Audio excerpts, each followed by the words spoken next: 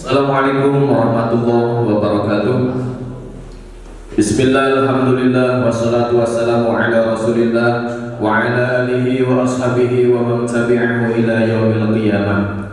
Asyhadu an la ilaha illallah wa asyhadu anna Muhammadan abduhu wa rasuluh. Allahumma shalli ala sayyidina Muhammad wa ala ali sayyidina Muhammad. Qala Allah ta'ala fi kitabihil karim, a'udzu billahi minasyaitonir rajim. Bismillahirrahmanirrahim. Inna salata tanha 'anil fahsya'i wal munkar. Al-ayat. Anak-anakku yang soleh dan solehah, bertemu lagi dengan saya Ade Kusmana. Dalam kesempatan ini saya akan membawakan tema salat mencegah perbuatan keji dan mungkar.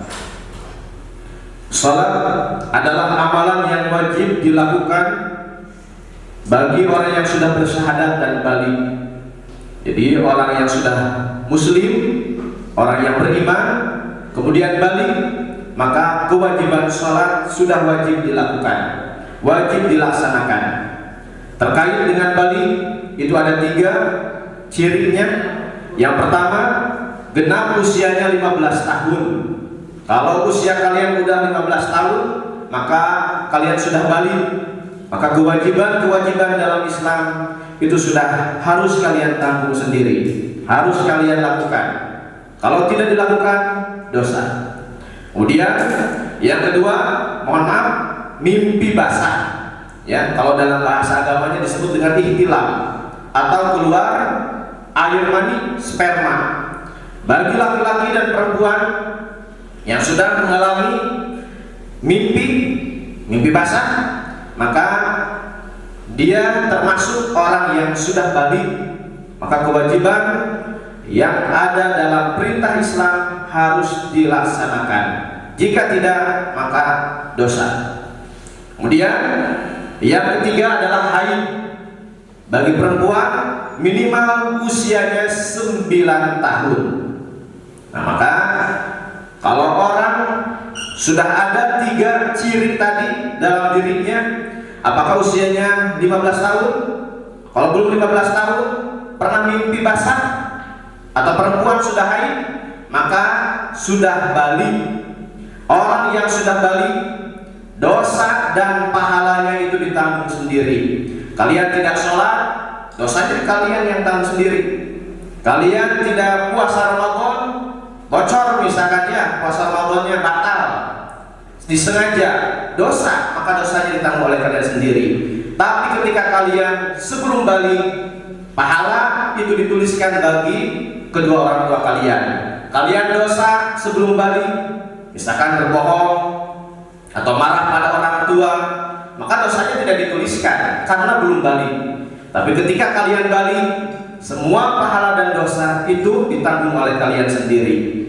Maka Bapak titip kepada kalian, sholat 5 waktu terkhusus jangan sampai ditinggalkan. Apalagi kalian sudah SMK, yang gaul itu bukan yang berpakaian tidak benar, atau bertutur kata yang tidak baik, atau merokok, gaul itu bukan. Tapi orang yang gaul itu adalah yang tidak pernah terlewatkan sholat 5 waktu. Itu gaul baru.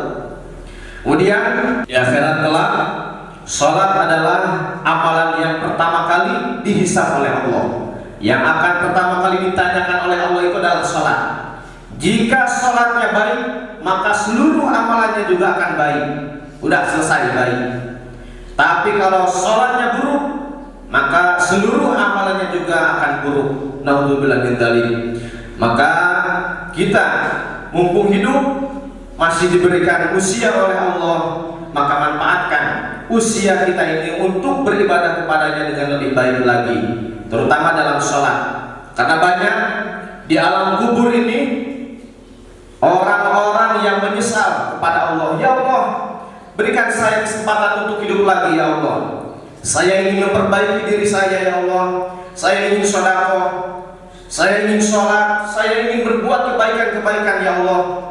Kenapa orang-orang di alam kubur meminta dikembalikan lagi ke dunia? Karena orang yang di alam kubur itu sudah merasakan dosa yang dilakukan, akibatnya apa, pahala yang dilakukan, akibatnya apa, itu sudah terasa di alam kubur. sehingga penyesalannya itu sudah tidak berguna lagi, ya, sampai nangis darah pun tidak akan dikabulkan oleh Allah. Maka kita mumpung masih hidup, dimanfaatkan untuk berbuat baik-baik, ya, terutama dalam sholat, baca Al-Qur'annya juga jangan tinggalkan. Kemudian sholat juga ketika di dunia bisa merubah seseorang itu berubah menjadi pribadi yang lebih baik lagi, sebagaimana yang termaktub dalam Al-Qur'an, inna sholata tanha 'anil fahsya'i wal munkar. Orang yang sholat, mendirikan sholat dengan baik, maka dia akan terhindar dari perbuatan keji dan munkar. Terus bagaimana kalau misalkan ada yang sholat tapi masih bermaksiat? Kalau bahasanya STMJ, ya, STMJ itu sholat terus maksiat jalan katanya. Itu bagaimana dengan kasus seperti itu?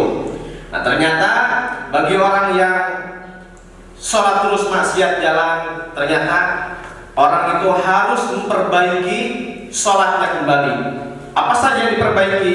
Segi waktunya diperbaiki, pelaksanaannya juga berjamaah atau tidak harus diperbaiki, bacaannya juga diperbaiki, gerakan, penghayatan atau kekhusyuan dan keikhlasan juga harus diperbaiki. Sekarang dari waktu pelaksanaan, amalan yang paling utama itu adalah sholat tepat pada waktunya. Jangan sampai di akhir-akhir sholat. Ketika kalian dengar telepon, ya, ada yang telepon, itu kan segera kan kalian. Tapi kenapa ketika dipanggil Allah lewat azan diam saja? Nanti ya, baru juga azan, baru juga qomat, baru jam 1, terus nanti. Meskipun kalian sholat itu kurang baik, ya, maka sholat yang paling utama adalah di awal waktu, tepat waktu. Azan, lanjut datang ke masjid, melakukan sholat berjamaah. Karena di akhirat kelak nanti akan ditampakkan manusia itu wajahnya bersinar seperti sinar matahari. Kemudian ditanya oleh malaikat, siapa itu ya Allah? Nah, maka kata Allah, beliau itu adalah orang-orang yang ketika di dunianya itu sudah standby sebelum azan berkumandang itu sudah standby di masjid. Maka di akhiratnya wajahnya akan bersinar seperti sinar matahari, masya Allah. Kemudian ada yang wajahnya itu bersinar seperti rembulan, berarti agak redup sedikit, ya, seperti rembulan. Nah, apa amalannya? Ternyata orang tersebut ketika azan dikumandangkan baru datang, agak telat sedikit, itu akan memiliki cahaya yang seperti rembulan. Ada lagi yang seperti bintang. Yang seperti bintang itu telat sholatnya, udah azan, udah qomat, ini baru datang, jam 1 baru sholat misalkan. Nah, maka seperti bintang. Dan bahkan ada yang seperti gerhana hitam legam, nggak sholat itu namanya. Itu nggak sholat, naudzubillah min dzalik. Nah, kemudian untuk pelaksanaan itu yang lebih utama laki-laki di masjid, ya, untuk laki-laki di masjid. Kemudian untuk perempuan yang lebih utama di rumah. Boleh berjamaah di masjid, perempuan juga, asalkan terbebas dari fitnah. Maksud terbebas dari fitnah itu jangan sampai perempuannya sendiri, laki-lakinya banyak. Khawatir nanti di luaran sana orang-orang banyak yang berbicara yang enggak-enggak. Tapi kalau misalkan banyak perempuannya juga boleh, atau tempatnya dipisah, disekat, boleh. Tapi lebih utamanya di rumah. Kemudian untuk yang sholat berjamaah di masjid itu akan memiliki keutamaan 27 derajat. Itu masya Allah, ya. Jadi lebih baik sholat berjamaah, karena kalau sholat berjamaah memiliki keutamaan 20 derajat dibanding sholat sendirian. Kemudian orang yang mau berangkat, baru berangkat ke masjid, maka langkahnya itu tiap langkahnya diberikan pahala oleh Allah. Yang pertama diberikan pahala, diangkat derajat dan diampuni dosa. Makanya para sahabat konon katanya kalau yang dekat ke masjid dulu itu waktu mau berangkat ke masjid itu di sedikit-sedikit berjalannya tuh supaya langkahnya banyak. Maka kalian bersyukur, ya, kalau misalkan jauh dari masjid rumahnya, maka jangan menjadi alasan, justru menjadi motivasi. Inilah dan pahala saya, gitu. karena setiap langkahnya dihitung pahala. Kemudian dari bacaan, silakan bacaannya harus dimengerti, takbir sampai salamnya harus dimengerti. Jangan sampai apa yang kita baca tidak paham yang diungkapkan. Takbir apa maknanya, ruku apa bacaannya, maknanya seperti apa, harus paham. Abu Bakar As-Siddiq, beliau itu sahabat Nabi, bahkan mertua Nabi, ya, ketika takbiratul ihram itu bergetar dan menangis. Kenapa? Karena saking tahu makna yang terkandung dalam takbir tersebut. Ya, itu masya Allah bacaan. Nah, maka silakan kalian pelajari. Misalkan hari ini saya mau belajar takbir dulu nih, apa arti takbir? Kemudian apa pengertiannya nih? Kemudian apa maksudnya, tujuannya apa nih takbir? Kemudian selanjutnya doa iftitah, kemudian Al-Fatihah, so dipelajari, dipahami supaya kita bisa lebih baik lagi dalam sholat, supaya penghayatan kita, kekhusyuan kita bisa lebih baik lagi. Kemudian gerakan juga, ya, gerakan itu harus tumaninah. Tumaninah itu tenang. Jadi ketika sholat, misalkan mau ruku, ketika ruku itu diam dulu, tenangkan dulu jiwanya, baru membaca doa. Jangan sampai baru ruku langsung baca doa. Sampai Allah menghamidahi, tidak langsung baca doa, jangan. Tapi tenangkan dulu jiwanya. Setelah itu baru baca doa. Nah, bahkan dalam satu keterangan Bapak pernah membaca ada seorang yang sholat 40 tahun, sholatnya tidak diterima. Kenapa tidak diterima? Gara-gara tidak tumaninah dalam sholatnya. Jadi tumaninahnya harus diperlama. Jangan sampai sholat seperti burung, ya, burung pelatuk, atau misalkan seperti ayam yang sedang makan. Cepat, Allahu Akbar. Ada kan yang sholat tarawih 20 rakaat itu 7 menit. Kemudian ada yang sholat sholat tarawihnya 11 rakaat tapi bisa 1 jam lebih. Itu bagaimana dengan yang 7 menit tadi? Itu ya. Jadi bukan dicari banyaknya, tapi kualitasnya yang dicari. Itu ya gerakannya. Kemudian yang terakhir adalah keikhlasannya. Supaya mendapatkan keutamaan dalam sholat, maka harus ikhlas. Bukan karena malu oleh teman, misalnya malu oleh pacar, malu oleh guru, jangan seperti itu. Ikhlaskan karena Allah. Bukan misalkan nanti kalian ingin ingin dipuji oleh calon mertua, ya, sholat dibagus-bagus, jangan. Justru harus karena Allah Ta'ala. Mungkin untuk ikhlas itu perlu dipaksakan, ibadah itu perlu dipaksakan. Kalian sholat subuh kesiangan terus, kalau tidak dipaksakan tidak akan bangun sampai kapanpun. Gak apa-apa, ibadah itu yang pertama dipaksakan. Setelah terpaksa akan jadi terbiasa kan.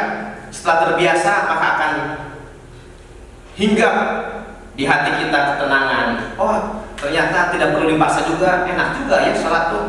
Nah, maka dipaksa menjadi kebiasaan dan akan muncul keikhlasan itu, masya Allah.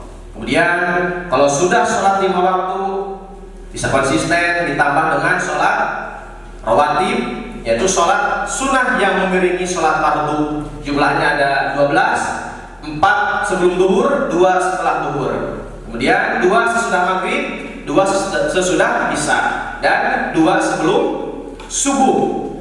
Jumlahnya ada 12. Kata Rasul, bagi orang yang konsisten melaksanakan sholat rawatib 12 rakaat dalam sehari semalamnya, maka akan dibangunkan surga. Ya, akan dibangunkan gedung di surga, akan dibangunkan gedung di surga. Setelah mendengar hadis tersebut, ya, istri Rasulullah Ummu Habibah langsung bertekad dalam jiwanya, dari mulai hari ini sampai wafat saya tidak akan meninggalkan sholat rawatib. Masya Allah, istri Nabi dijamin surganya oleh Allah, tapi masih bertekad ingin meraih surga dengan cara tidak meninggalkan sholat rawatib. Maka kita yang belum jelas surganya, ya, silakan untuk menambah kekurang sempurnaan dalam sholat fardu kita, silakan diperbaiki lagi dengan cara menambah sholat sunnah. Kemudian ada lagi sholat duha. Nanti ketika kalian masuk SMK ada kegiatan sholat duha perjurusan. Itu wajib diikuti semuanya sebagai pembelajaran dan pembiasaan kalian. Kemudian ada sholat tahajud dan witir juga. Silakan, masih banyak sholat-sholat sunnah yang lain, yang mana sholat sunnah itu bisa menyempurnakan kekurangan dari sholat fardu kita. Nah, maka inti dari sholat itu adalah kalau sholatnya benar sesuai dengan tuntunan dari Rasulullah SAW, maka akan menjadi perubahan terhadap dirinya menjadi lebih baik lagi. Itu Masya Allah ya. Mungkin hanya itu yang dapat Bapak sampaikan. Mohon maaf atas segala kekurangannya. Terima kasih. Assalamualaikum warahmatullahi wabarakatuh.